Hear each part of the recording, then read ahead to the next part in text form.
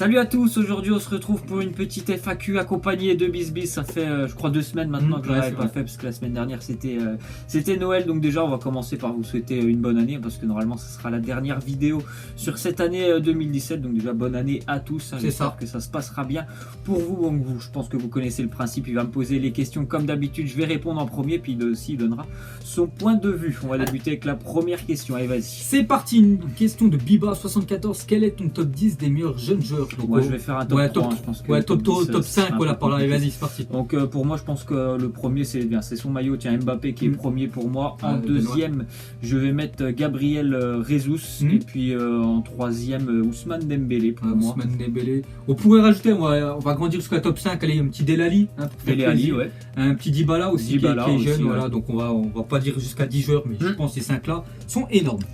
Ensuite, une question de Kamel Lance Lamif. Tu préfères Griezmann au Barça ou à Manchester United? Bonne question qui va partir certainement, mais on ne sait pas dans quel club. Toi, alors moi, déjà, je vais dire, je supporte beaucoup plus Manchester United, donc j'aimerais voir Griezmann à Manchester United.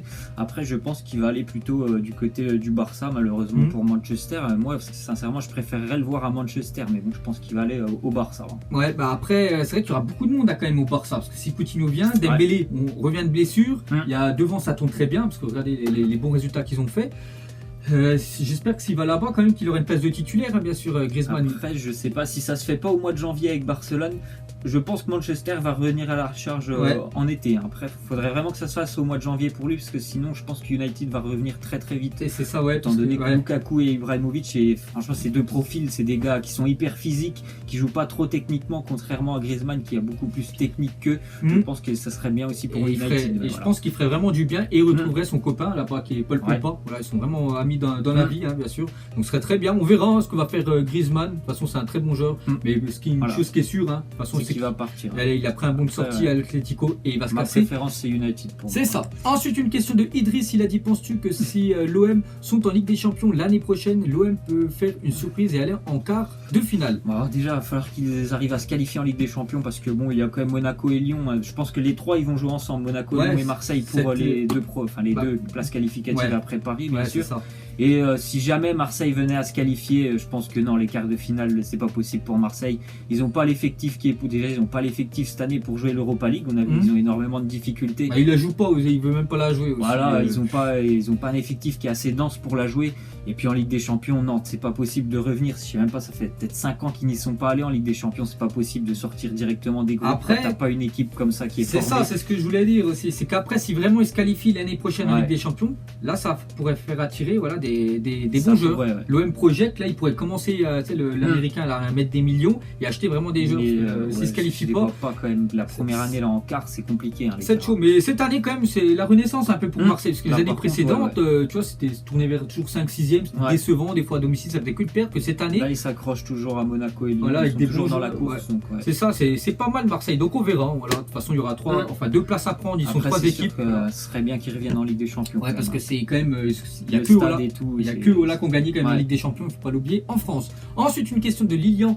Donc il a dit, déjà, il y aura 2 questions, même 3. Donc penses-tu que le Real Madrid sortira en 8e de finale de la Ligue des Champions? Sinon, moi, je te soutiens.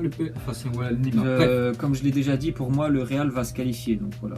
Ok, d'accord. Pour moi, c'est plus 50-50. Après, toi, tu vois plus le Real. On verra bien sûr le verdict en 2018. Ensuite, Manchester City pratique un beau football en ce moment, mais ce dernier ne serait pas limité s'il rencontre une équipe qui monopolise le ballon, comme le Barça.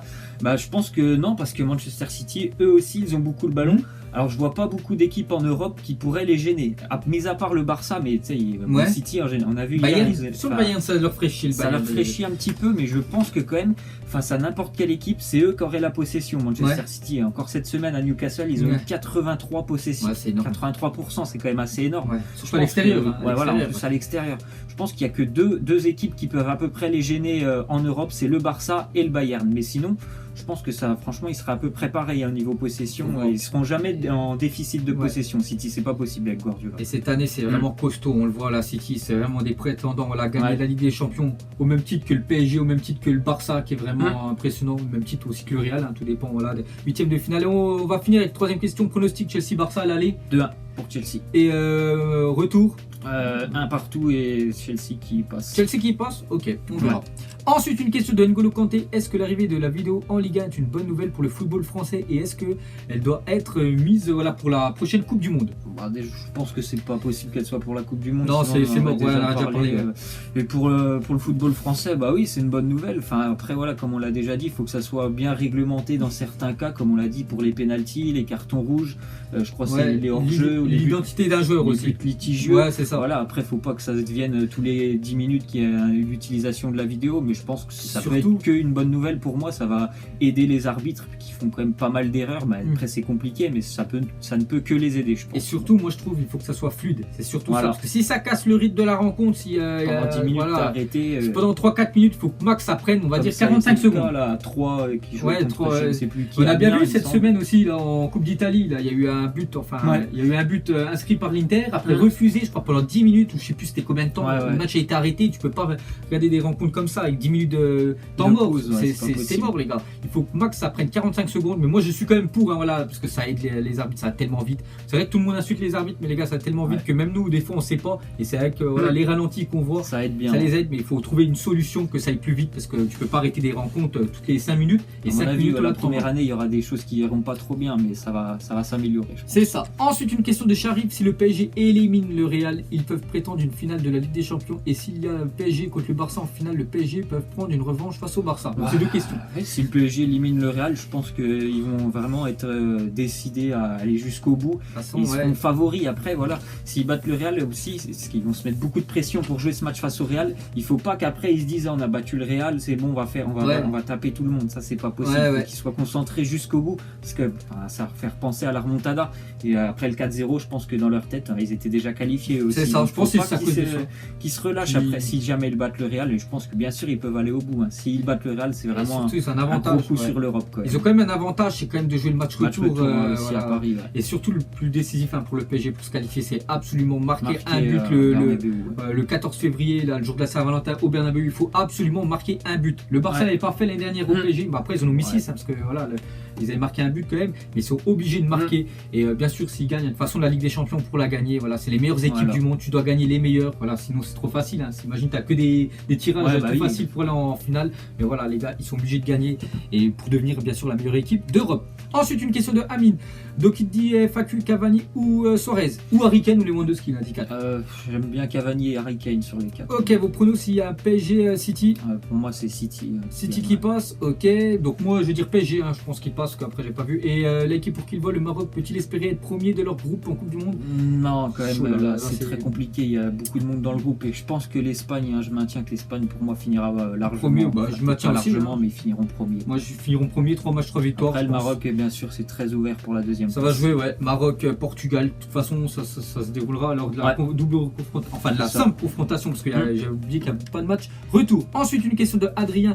Quelle est la meilleure défense d'Europe en club? Je pense que la défense de Manchester City elle est très solide parce que déjà le fait qu'ils ont beaucoup le ballon, ça permet aux défenseurs d'avoir très peu de choses à faire et seulement ils ont très peu de choses à faire, mais en général ils le font plutôt bien et ils relancent assez proprement aussi. Je trouve que je vais aller avec toi, Manchester City, puisque quand je vois les autres équipes, je vois le Real qui en prennent 3, le Barça ils ont une bonne attaque, mais pour moi la défense, Umtiti quand il est pas là c'est un peu plus compliqué parce que Vermaelen c'est pas la meilleure défense. Il y avait la Juve, mais la Juve cette année ils encaissent beaucoup. Tu m'aurais dit l'année dernière, tu m'aurais dit l'année dernière, je t'aurais dit directement la Juve, mais c'est vrai que City puis le Barça, je trouve que c'est les deux meilleurs en Europe. C'est ça. Ensuite, une question de Bobo, il me dit pensez-vous que d'ici 2 ans le PSG remportera la Ligue des Champions et engagera un entraîneur digne de ce nom et lequel?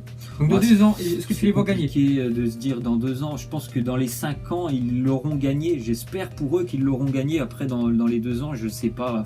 C'est une question de tirage à chaque fois. Là, ils ont tapé le Real Madrid, donc je sais pas.